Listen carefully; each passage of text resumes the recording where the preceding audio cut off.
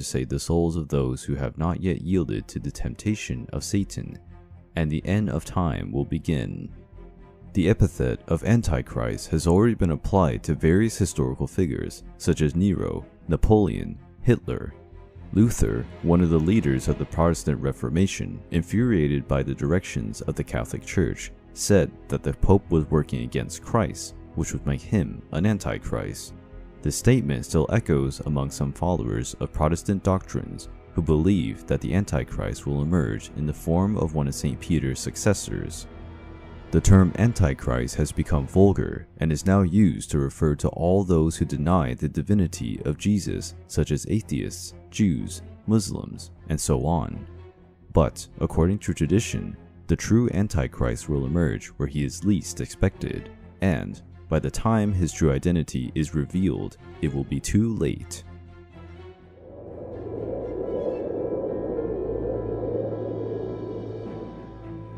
According to the Old Testament, there is a giant creature in the ocean's depths.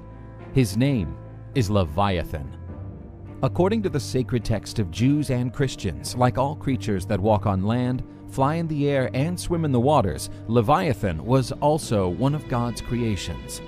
This creature is described in the book of Job, where God himself describes this colossal monster. The beast resembles a huge marine dragon. Men would be consumed by fear whenever they spotted him. No man is brave enough to dare to awaken such a creature, since the idea of defeating it would be nothing but an illusion. God himself describes the mighty Leviathan as a colossal creature, the bearer of incredible power. The huge monster creates massive waves when moving. His powerful mouth has dreadful teeth. His back is protected by rows of shields so close together that not even air can pass between them. Leviathan has a powerful blow that throws flashes of light. There's fire in his mouth and smoke in his nostrils. When this beast rises, even the most powerful run away terrified, because swords, spears, and arrows can do nothing against a creature who has his chest as hard as the most resistant stone. Nothing on earth can compare to Leviathan's power. But such a creature owes its existence to God's desire, since, like every human being, Leviathan can only have their food due to the grace of God. The beast was the inspiration for the English philosopher Thomas Hobbes in his work Leviathan. According to Hobbes, the man in his natural state, where there are no laws, tends to unleash an all-against-all quarrel. To eliminate this state of anarchy, there has to be a social pact, where everyone relinquishes part of their sovereignty in the name of a figure who has absolute power. This figure that would have authority over men would be the state, which, due to its power before men, Hobbes compares with the gigantic biblical monster known as Leviathan.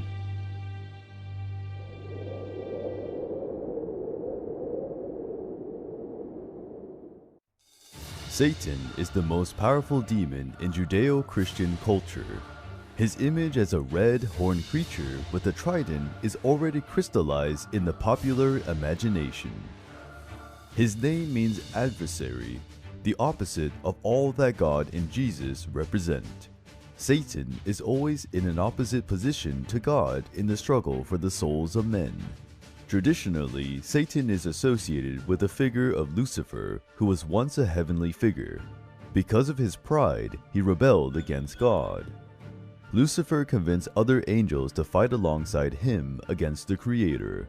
But this rebellion was stifled by the Archangel Michael.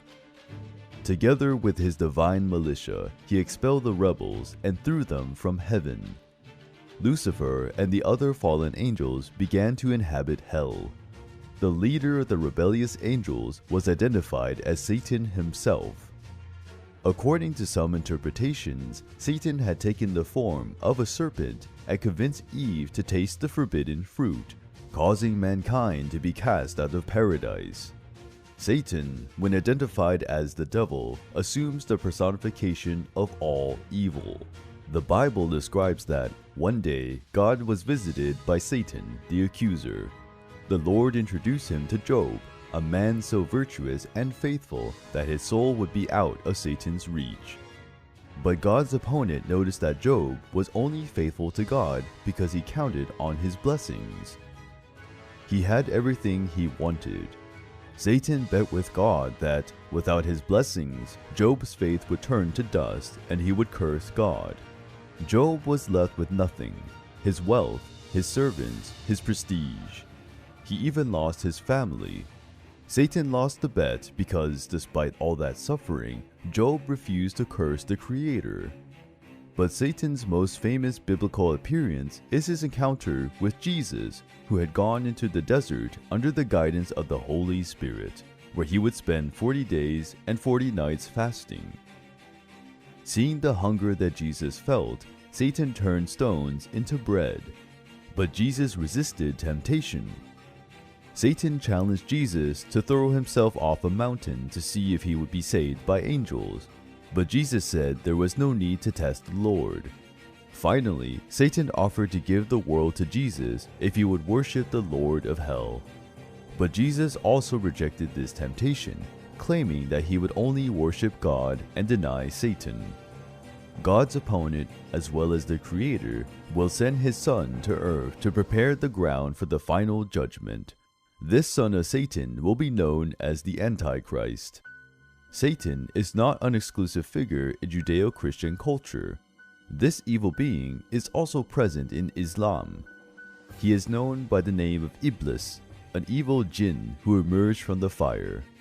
Iblis hated mankind with all his might, and his mission was to turn mankind away from God.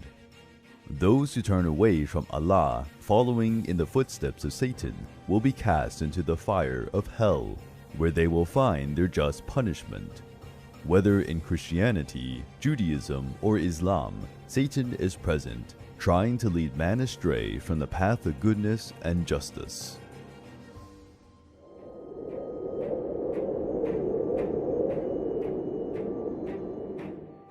Hell is undoubtedly a dreadful place filled with pain and suffering. The ones subjugated to it are destined to eternal suffering. But, according to some Christian traditions, the souls of sinners are not the only ones there. They share their misery in the company of the most sinister creatures, conventionally known as demons. Among these, 7 stand out, the 7 princes of hell. These demons are related to each of the 7 deadly sins.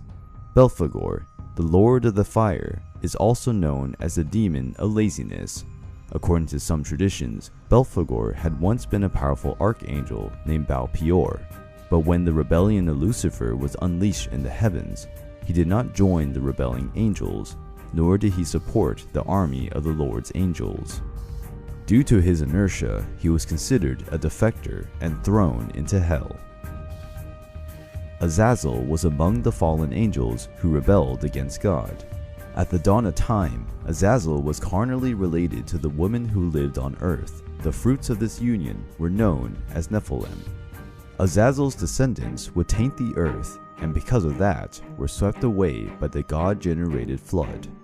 Azazel, who once had been an angel, became an archdemon who represents the sin of wrath. Mammon was one of the many pre-Christian deities. He started to be seen as a devilish figure associated with the sin of greed and avarice. Jesus condemned the cult of money, personified in Mammon's figure. Therefore, men could not serve Mammon and God at the same time. Beelzebub is associated with the figure of Baal, a former Semitic god of fertility, and Zebud, the lord of the flies.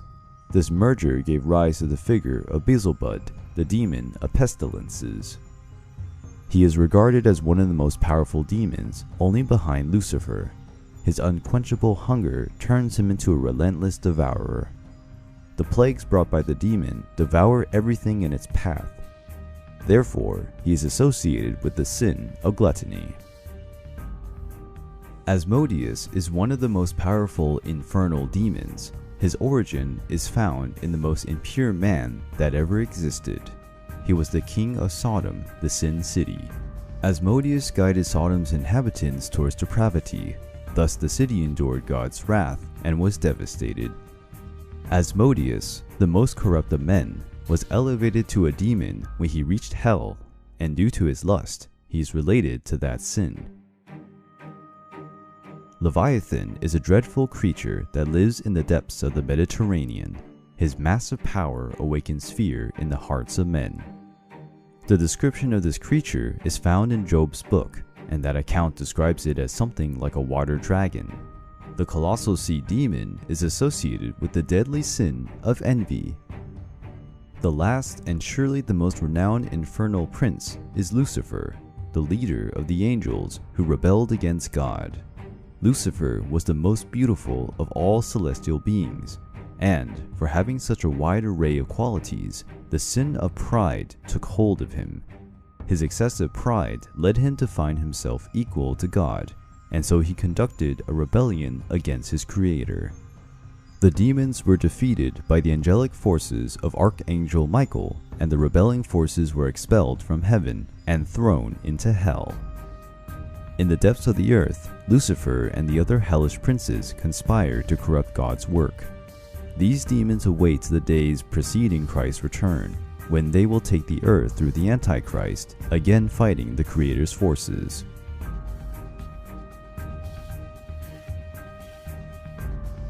የመጨረሻው ክፍል ይሄን ይመስላል። ከቪዲዮ ብዙ ዕውቀት እንዳገኛችሁበት አልጠራጠርም። የመንፈሳዊ ዓለም ዩቲዩብ ቻናልን ሰብስክራይብ በማድረግ ቤተሰብ ይሁኑ። ቻው